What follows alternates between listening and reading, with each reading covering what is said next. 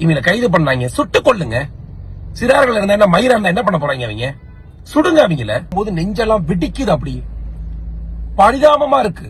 ஒரு மனிதன் இந்த அளவுக்கு நாசம் செய்யக்கூடிய பூமியாக தமிழ்நாடு இருந்தா நம்மளை நம்பி பிழைப்பதற்கு வர்றவங்க எப்படி வருவாங்க? எப்படி இரவு நேரத்தில் பெண்கள் எப்படி போக முடியும்? ரயில்ல எப்படி மக்கள் பயணிக்க முடியும்?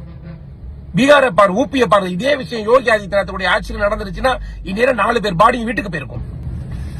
இன்று காலை திருத்தணியில ஒரு அப்பாவி மகாராஷ்டிராவுடைய இளைஞனை ஏதோ செல்ஃபி எடுக்கதை தடுத்ததற்காக சொல்லிக்கிட்டு தமிழ்நாட்டை சேர்ந்த இந்த இளைஞர்கள் எல்லாம் சேர்ந்து அவனை கொடூரமான ஆயுதங்களால தாக்கி இருக்கிறாங்க. அந்த ஆயுதங்களை தாக்கும் போது அந்த மகாராஷ்டிரா இளைஞனுடைய கண்கள்ல ஒரு பயமும் இல்லை. அவன் என்ன நினைக்கிறான், எதற்காக நம்மள இவங்க வெட்டுறாங்க, நம்ம என்ன செஞ்சோம்னு நினைக்கிறான். நீங்க உத்து அந்த கண்களை பாருங்க. அவனுக்கு மீண்டும் என்னை வெட்டாதீங்கன்னு சொல்லக்கூடிய மொழி கூட தெரியல. அவன் அந்த அளவுக்கு ஸ்தம்பிச்சு போய் அந்த இடத்துல கிடக்குறான். இந்த கஞ்சாவால தமிழ்நாட்டுடைய சீரழிவு எந்த அளவிற்கு மோசமாக இருக்கிறது. கஞ்சா மட்டும் காரணமா? எவ்வளவு பெரிய துணிச்சல். அந்த அருவாளை வச்சுக்கிட்டு எப்போதுமே கத்திய வச்சுக்கிட்டு ரயில்வே ஸ்டேஷன்லயும் பொது இடங்கள்லயும் சுத்திக்கிட்டு இருக்கானுங்கன்னா இவங்களுக்கு எங்கேயுமே அச்சம் இல்லைன்னு அர்த்தம். இந்த அச்சமில்லாத நிலையை உண்டு செய்தது யார்? சும்மா எல்லாரும் எதுக்கெடுத்தாலும் திமுக தான் காரணம்னு சொல்றோம்னு நினைச்சுக்காதீங்க.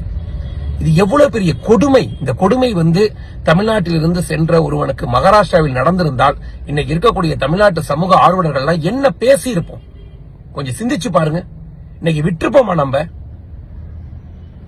காஷ்மீர் முதல் கன்னியாகுமரி வரை இந்தியன்கிற உணர்வோடு இருந்த இந்த பூமியில ஒரு பாவம், ஒரு பிழைப்புக்கு வந்த ஒருத்தனை இந்த அளவுக்கு நாசம் செய்வதுதான் தமிழ்நாட்டுடைய கொள்கையா?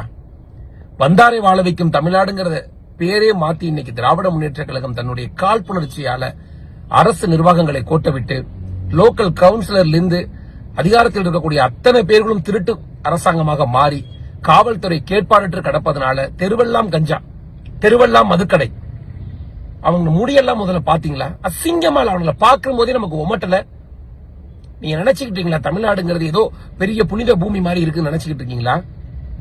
இந்த 4 வருட ஆட்சியில தமிழ்நாடு நாசமா போன பூமி மாதிரி மாத்திட்டானுங்க இவனுங்க. அவ்வளவு கொடுமையா மாத்தி இருக்கானுங்க.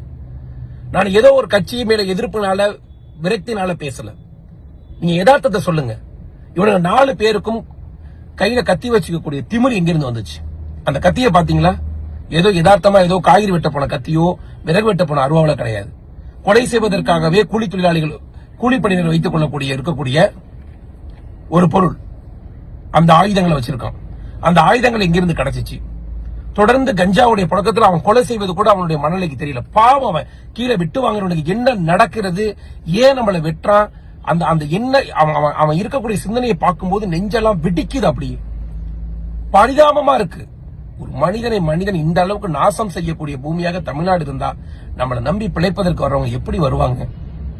நாளைக்கு இதே மனநிலை அவங்களுக்கும் வந்துச்சுன்னா மீண்டும் ஒரு மொழி வாரியான ஒரு இன ரீதியான கொலைகள் நடக்கணும், இன ரீதியான போர் நடக்கணும், அதில் மீண்டும் ஆட்சியை பிடிக்கலாம்னு திமுக நினைக்குதா? இதற்கு பின்னால் என்ன சதி இருக்குது? எந்த தைரியம்? அவங்க அதை வீடியோ எடுத்து போடுவதற்கு பின்னால் இருக்கக்கூடிய தைரியம் என்ன? இவங்களை கைது பண்ணாங்க, சுட்டு கொள்ளுங்க. சிறார்கள் இருந்தா என்ன, மயிரா இருந்தா என்ன பண்ண போறாங்க அவங்க? சுடுங்க அவங்கள. கொடுமை இல்லையா அது? சாதாரண கொடுமையா அது? எப்படி இரவு நேரத்தில் பெண்கள் எப்படி போக முடியும்? ரயில்ல எப்படி மக்கள் பயணிக்க முடியும்? பீகாரை பாரு, ஊப்பிய பாரு. இதே விஷயம் யோகி ஆதித்யநாத்துடைய ஆட்சியில் நடந்துருச்சுன்னா இந்நேரம் 4 பேர் பாடி வீட்டுக்கு போயிருக்கும். கஞ்சா விக்கிறவனு சேர்த்து வீட்டுக்கு போயிருப்பான். செய்வீங்களா நீங்க? விக்கிறவனே உங்க கட்சிக்காரனுடைய சார்ந்தவன் தானே இருக்கிறான். விக்கிறவனுக்கு பின்னாடியே காவல்துறை தானே லஞ்சம் வாங்கிட்டு இருக்கு. தெருவுக்கு தெரு கஞ்சா, மெடிக்கல் ஃபுல், நிறைய மெடிக்கல்கள்ல போதை ஊசி, எங்கு பார்த்தாலும் சாராயம்.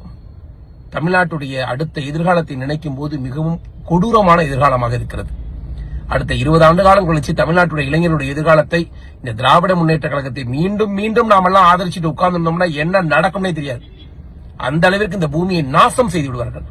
அந்த வீடியோவை பாருங்க. மனசாட்சி இருக்கக்கூடிய எல்லா திமுக காரன் வந்தாலும் பாரு. உன் வீட்டுல உன் பையனை கொண்டு போய் இந்த மாதிரி ஒரு 4 அக்யூஸ்டுகள் வெற்றாதான் அந்த வழி என்னன்னு உனக்கு தெரியும். இதை கட்சி ரீதியாக சிந்திக்க வேண்டாம். எந்த அளவிற்கு மனிதாபிமானம் இல்லாத ஒரு பூமியாக மாறி இருக்கிறது. போதைப் பொருள் எந்த அளவிற்கு தமிழ்நாடு முழுவதும் சரளமாக கிடைக்கிறது. இந்த சினிமாக்காரங்க, இன்னைக்கு இருக்கக்கூடிய திராவிட அரசியல்வாதிகள் எல்லோரும் சேர்ந்து தமிழகத்தின் தமிழன்னு சொன்னா அவமானப்படக்கூடிய நிலையை உண்டு செஞ்சிருவாங்க. மிகுந்த வேதனையாக இருக்கு. அந்த வெட்டுப்பட்ட அந்த அந்த அந்த மகாராஷ்டிரா இளைஞனிடம் ஒரு தமிழனாக நான் மன்னிப்பு கேட்டுக்கிறேன். அந்த குடும்பத்திற்கு மன்னிப்பு கேட்டுக்கிறேன். தலை குனிஞ்சு நிக்கிறோம். அசிங்கமா இருக்கு. வந்தாரை வாழ வைத்த பூமியாக இருந்த இந்த பூமி இன்னைக்கு ஒரு அப்பாவி இளைஞன் உழைப்பதற்கு பிழைப்பதற்கு வந்தவன எவ்வளவு கோரமான சாவு. இதுக்கு ஒவ்வொரு தமிழனும் வெட்கி தலைகுனிய வேண்டிய நிலைமையில தான் நம்ம இருக்கிறோம்.